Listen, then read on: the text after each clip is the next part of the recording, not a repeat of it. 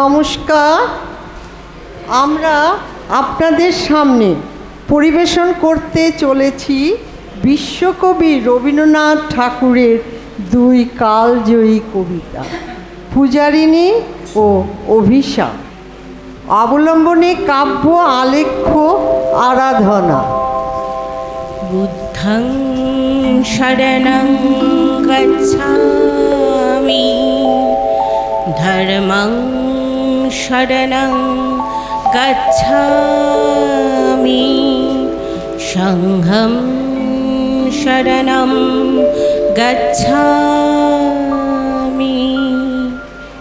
আমি বুদ্ধের শরণ নিলাম, আমি ধর্মের শরণ নিলাম, আমি সংঘের শরণ নিলাম। কবিগুরু রবীন্দ্রনাথ ঠাকুরের পূজারিণী কবিতাটি তার এক অনুপম কাব্য রচনা। ইতিহাস, ধর্মচেতনা ও মানবিক প্রেমের এক অনন্য মিশ্রণ। নৃপতি বিম্বিসা নমিয়া বুদ্ধে মাগিয়া লইলা পাদ নখ কণা তার।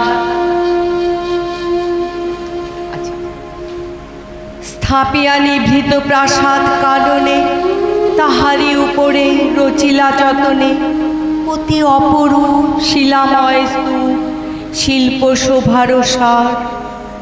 সন্ধ্যাবেলায় সূচিবাস পরি রাজবধূ রাজবালা, আসিতেন ফুল সাজায়ে ডালায়, স্তূপ পদমূলে সোনার থালায়, আপনার হাতে দিতেন জ্বালায়ে কনক প্রদীপমালা।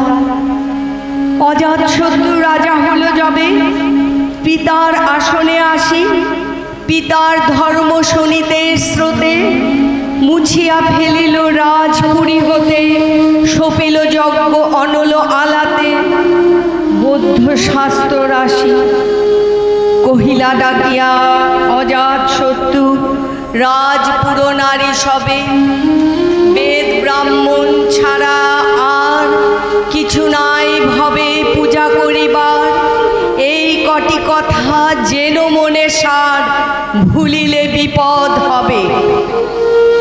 কবিগুরু রবীন্দ্রনাথ ঠাকুর এই কাব্যে শুধু এক ধর্ম কাহিনী বলেননি, তিনি মানুষের ভক্তি ও প্রেমের সংমিশ্রণে আত্মবিসর্জনের সৌন্দর্য প্রকাশ করেছেন।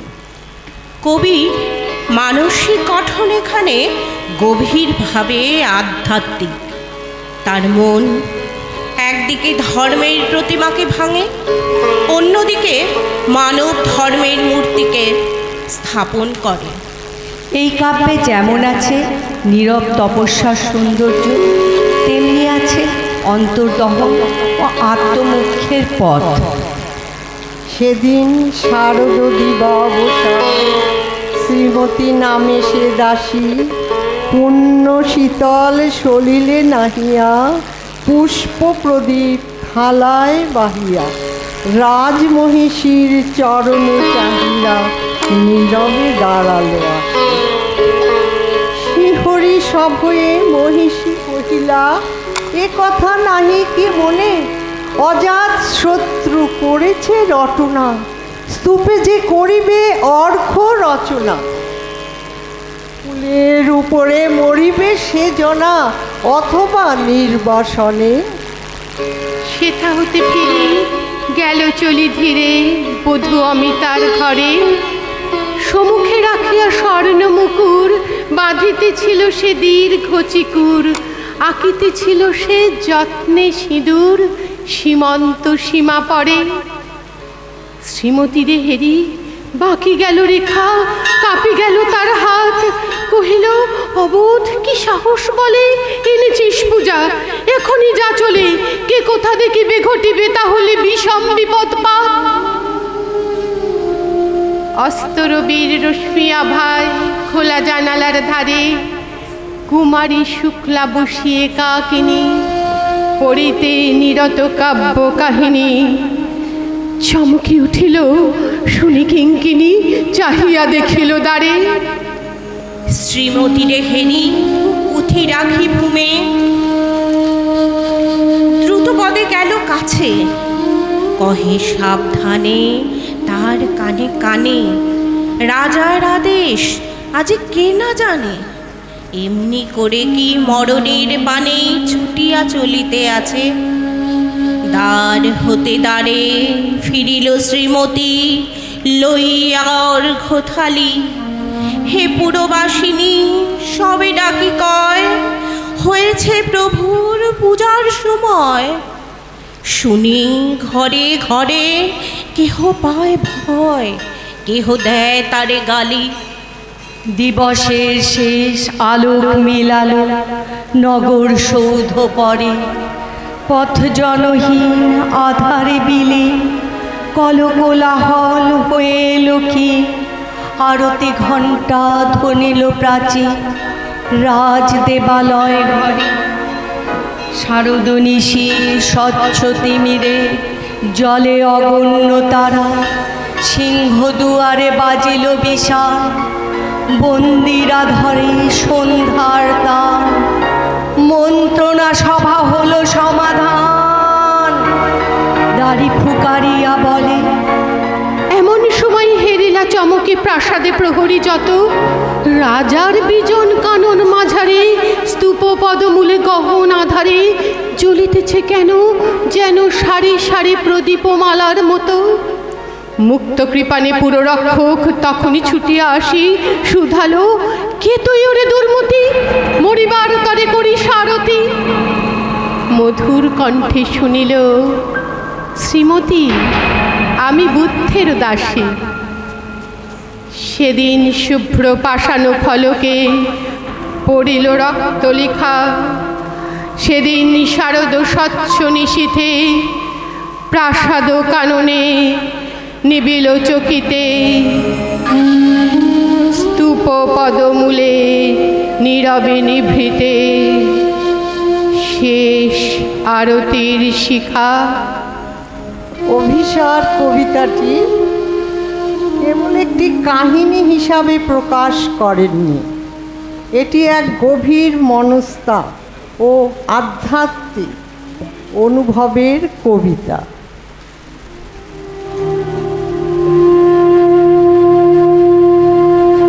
সন্ন্যাসী উপগুপ্ত মথুরাপুরীর প্রাচীরের তলে একদা ছিলেন সুপ্ত। নগরের দ্বীপ নিবেছে পবনে, দুয়ার রুদ্ধ পৌর ভবনে। নিশীথেরও তারা শ্রাবণ গগনে, ঘন মেঘে অবলুপ্ত। কাহারও নূপুর সিঞ্জিত পদ সহসা বাজিল বক্ষে। সন্ন্যাসীবর চমকি জাগিল, স্বপ্ন জরিমা পলকে ভাগিল। রূঢ় দ্বীপের আলোক লাগিল, ক্ষমা সুন্দর চোখে। নাগরের নটি চলে অভিসারে, যৌবন মদে মত্তা। অঙ্গে আঁচল সুনীল বরণ, রুনু ঝুনু রবে বাজে আভরণ। সন্ন্যাসী গায়ে পড়িতে চরণ, থামিল বাসবদত্তা।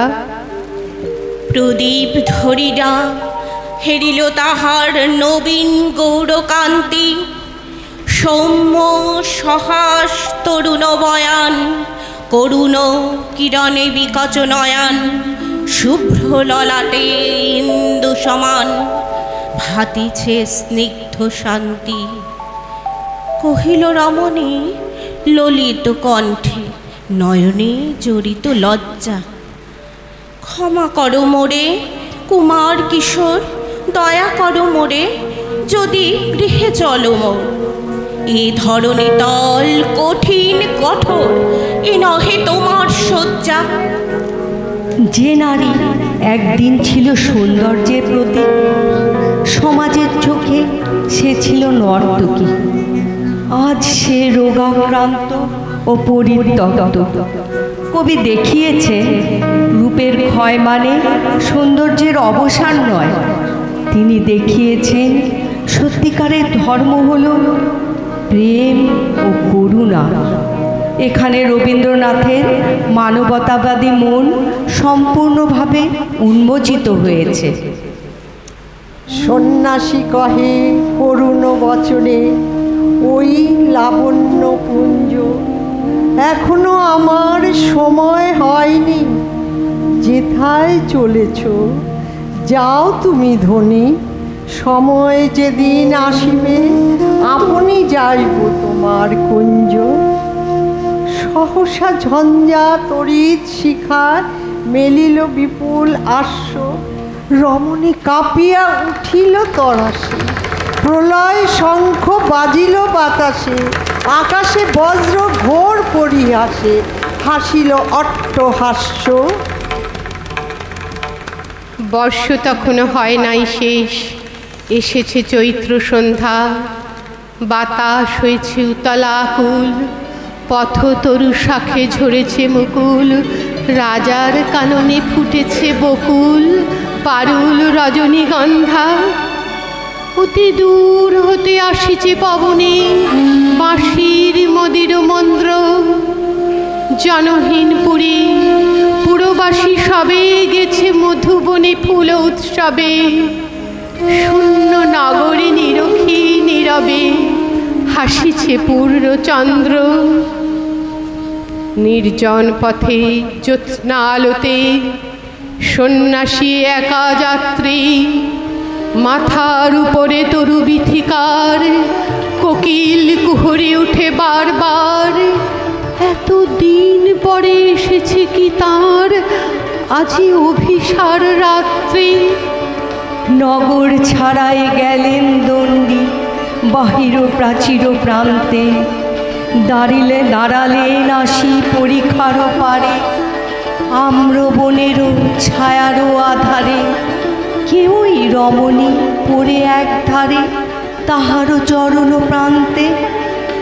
নিদারুণ রোগে মারি গুটিকায় ভরে গেছে তার অঙ্গ, রোগমসি ঢালা কালী তনু তার, লোহে প্রজাগণে পুরো পরিখার, বাহিরে ফেলেছে পরিহার বিষাক্ত তার সঙ্গ। সন্ন্যাসী বসি আড়ষ্টসী তুলে নিল নিজ অঙ্গে, ঢালে দিল জল শুষ্ক অধরে, মন্ত্র পড়িয়া দিল শিরোপরে, লেপি দিল দেহ আপনার করে, শীতচন্দন পঙ্কে। ঝরেছে মুকুল বুঝেছে কোকিল, যামিনী জোছনা মত্তা, কে এসেছ তুমি গো দয়াময়, শুধাইল নারী সন্ন্যাসী কয়, আজি রজনীতে হয়েছে সময়, এসেছি বাসব দত্তা। এ যেন এক অহং থেকে আত্মার পথ উন্মোচিত হয়েছে। বাসবদত্তা ও উপগুপ্ত দুজনেই একে অপরের মধ্যে আত্মার স্পর্শ অনুভব করেন। এই সাক্ষাৎ তাই কেবল পার্থিব নয়, বরং আত্মিক মিলন, যা কবি ও আমাদের হৃদয়ে গভীর প্রশান্তি আর আনন্দের স্রোত বইয়ে দেয়। আনন্দধারা বহিছে ভুবনে, আনন্দধারা বহিছে ভুবনে, দিন রজনী কত অমৃত রস উথলি যায়, অনন্ত গগনে আনন্দধারা বহিছে ভুবনে, পান ধারা বহিছে ভুবনে, আনন্দধারা বহিছে। আজ এখানেই শেষ হলো আমাদের সমবেত কাব্য আলেখ্য আরাধনা। সংকলনে শ্রীমতী ইলা চক্রবর্তী, প্রশিক্ষণে ও পরিচালনায় আমাদের শ্রদ্ধেয় স্যার শ্রী সোমেশ নাথ মহাশয়। আর আমরা যারা এই অনুষ্ঠানটিতে অংশগ্রহণ করলাম সোদপুর আবাসার তরফ থেকে। আমি জয়শ্রী ভট্টাচার্য। আমি পৃথা ব্যানার্জি। আমি শ্রাবণী বসু। ও আমি মন্দিরা আচার্য। নমস্কার। নমস্কার।